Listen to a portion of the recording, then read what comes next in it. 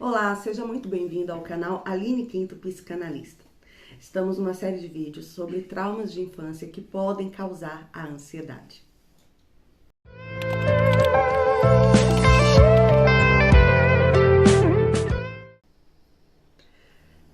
Hoje o nosso vídeo vai falar a respeito da violência intrafamiliar.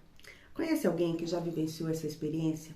Já pensou nos desdobramentos que esse tipo de violência pode causar na vida de um adulto quando praticado na sua infância ou adolescência?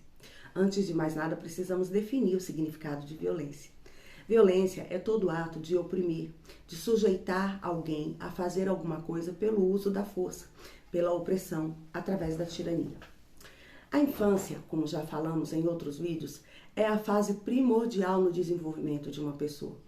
A criança funciona como uma esponja e tudo que ela vivencia nessa fase pode e será refletido na sua vida na idade adulta. Considerando que essa criança, que esse adolescente está em franco desenvolvimento, está em plena fase de aprendizado, e é por meio da linguagem, que é a interação entre pais e filhos, que os adultos explicam à criança como o mundo funciona. Se essa linguagem for uma linguagem agressiva, essa criança vai entender que a agressividade é algo normal, que deve ser aceita, que não deve ser questionada e que é de forma violenta que os problemas, as situações da vida são resolvidos. Crescer em um ambiente onde o uso da violência faz parte por parte dos seus pais ou cuidadores presente, seja essa violência física ou verbal, pode resultar em danos profundos no desenvolvimento da criança e do adolescente, principalmente no que diz respeito ao seu aspecto psicológico, ao seu aspecto emocional. Essa situação pode causar traumas muito sérios na vida da pessoa, angústias e outras patologias. Essas marcas, elas ficam no inconsciente e aí, na fase adulta, elas se apresentam através de sintomas, e podem aí desencadear uma série de patologias como depressão, ansiedade, baixa autoestima, problemas para se relacionar, desenvolver vícios, compulsões e uma série de outros traumas que nós falaremos a seguir. E o que é, de fato, o abuso intrafamiliar? A violência intrafamiliar ou violência doméstica, como é conhecido no senso comum, contra a criança e o adolescente, é todo tipo de violência que acontece dentro da família, ou seja, nas relações entre os membros da comunidade familiar. Seja esse vínculo por parte realmente biológica, pais, mães, irmãos, ou é o parentesco natural, ou também aquele parentesco por afinidade, ou seja, que a criança não tem esse vínculo consanguíneo, mas faz parte do seu relacionamento, padrasto, madrasta, até mesmo primos, tios, avós, pessoas que convivem aí, são da família, mas convivem de uma maneira mais distante. Toda violência que acontece nesse ambiente é considerado, sim, violência intrafamiliar ou violência doméstica, que são a mesma coisa. E quais são esses tipos de violência? As agressões, elas incluem vários tipos de abuso. Abuso físico, abuso sexual, abuso psicológico, negligência, abandono. Algumas dessas situações já falamos em outros vídeos. E o que é, de fato, esses abusos? A violência física é o ato de machucar, de ferir, de provocar dor na criança ou no adolescente, como, por exemplo, bater, chutar, queimar, cortar, morder, sacudir, sufocar, todo tipo de violência que fere o físico da criança.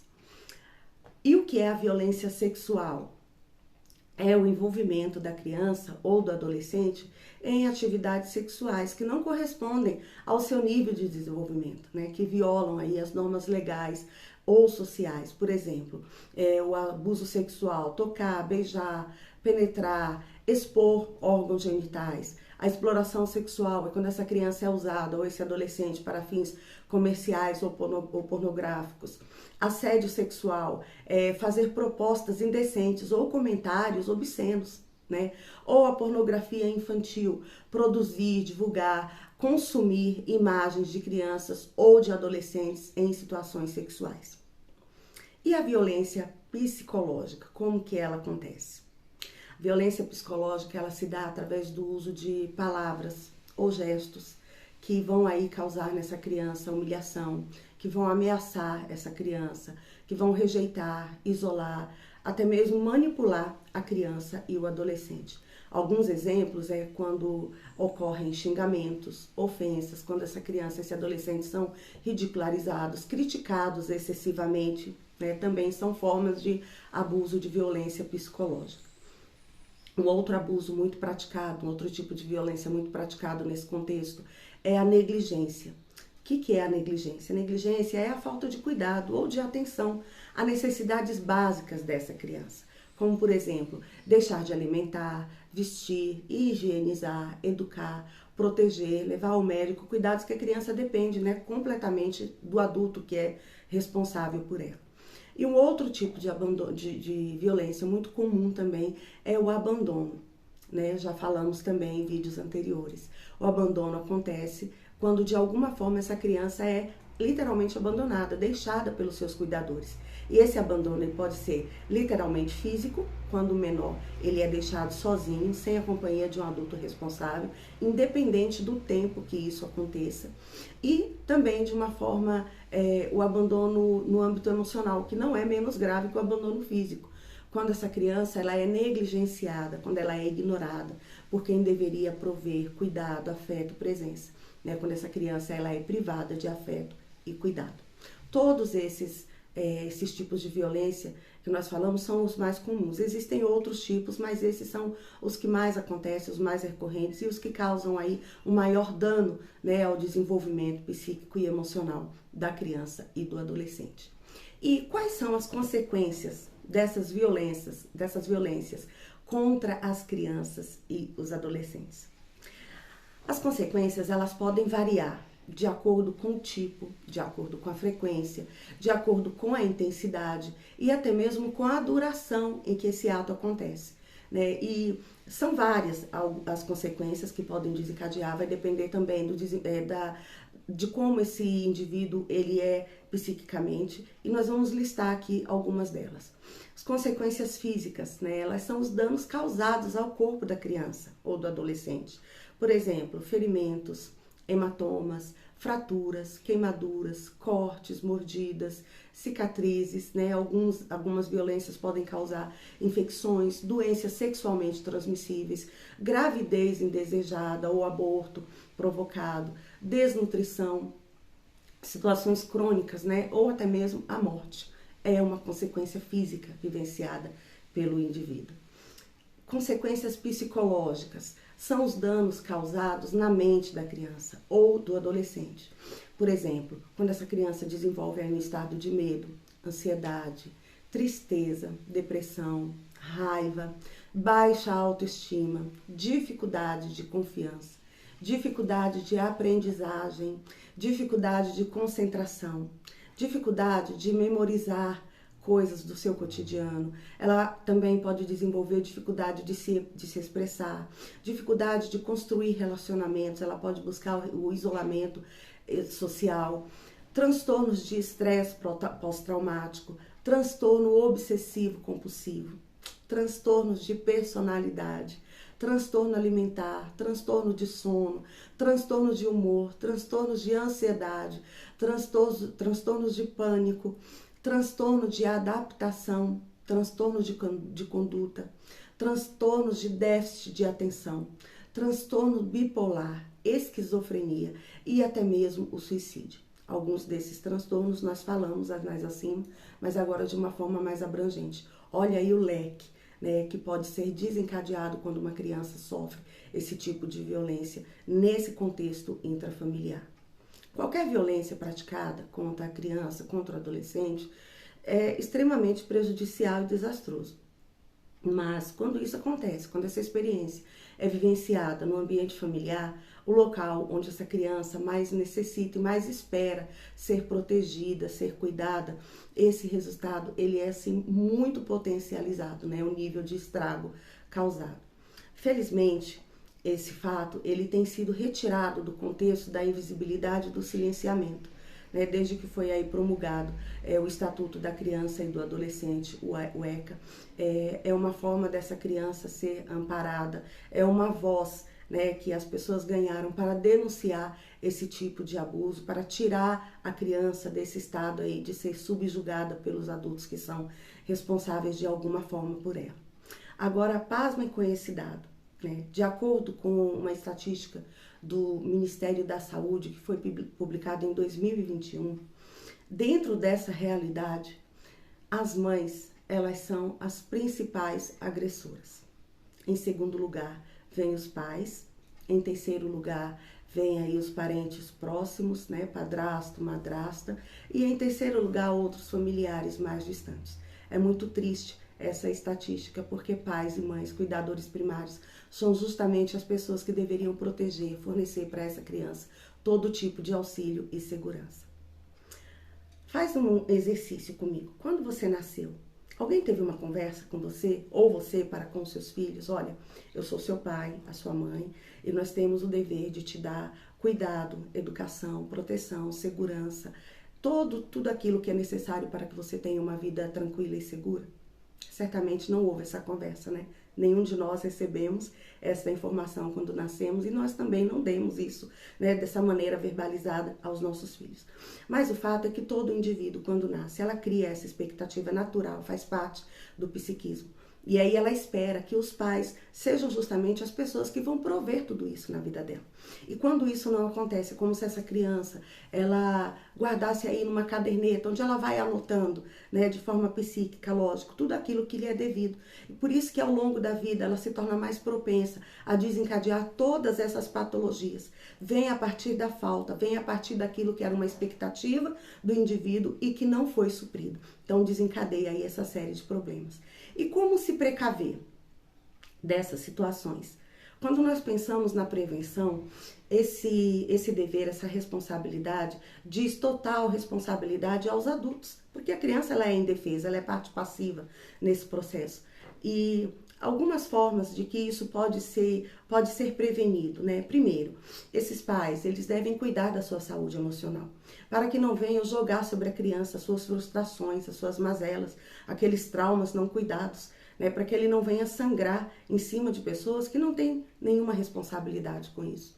Segundo ponto, né, que pode ser observado é sobre a responsabilidade de quem essa criança é deixada. Porque o fato dessa pessoa te ser confiável não significa que ela vai corresponder às expectativas que são depositadas sobre ela. E o terceiro ponto é observar aquilo que a criança diz com o seu comportamento.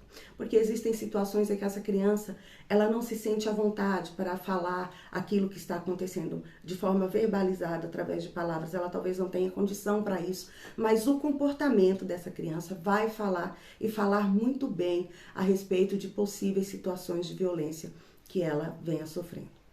E como tratar esses traumas? Como tratar, né, esses traumas adquiridos?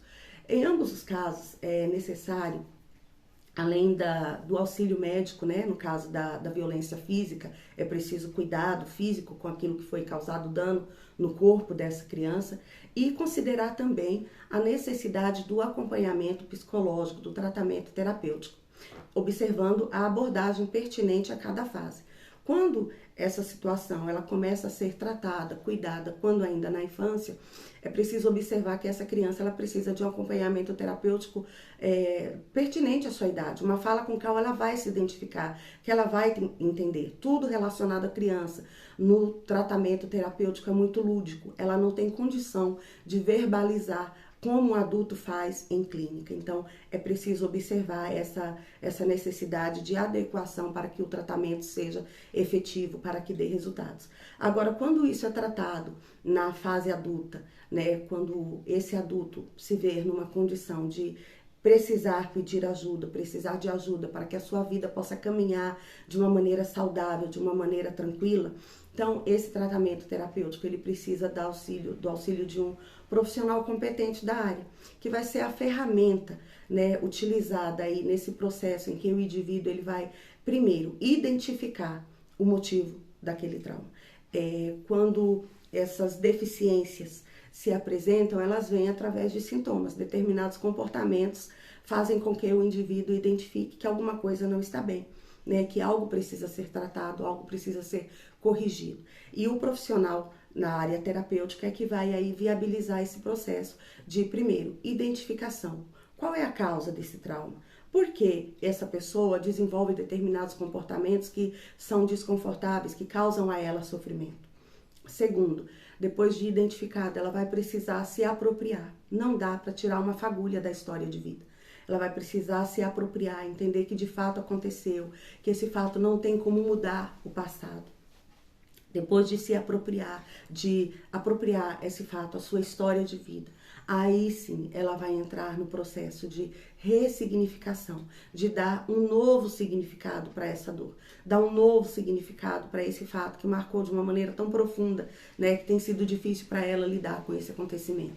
E depois que ela se apropria, depois que ela identifica, que ela se apropria e que ela consegue aí entrar nesse processo de ressignificação, acontece finalmente a superação.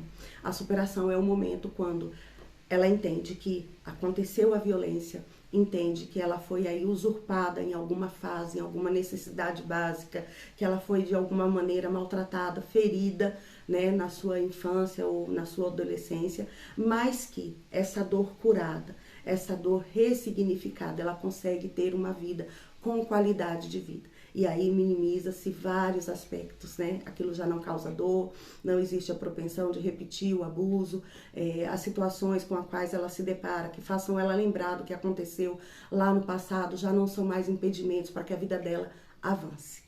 Espero que esse vídeo tenha te ajudado, que tenha esclarecido pontos. E eu te convido, se você ainda não assistiu os vídeos anteriores, eles vão estar aqui. Não deixe de assistir, não deixe de compartilhar, né? Curte, compartilha, segue o canal. Dessa maneira o YouTube vai entender que esse conteúdo é relevante e vai disparar para mais pessoas. Eu sou a Aline Quinto, psicanalista clínica, pós-graduada em Neurociência, Comportamento Humano e Comunicação. Muito obrigada por assistir e até a próxima.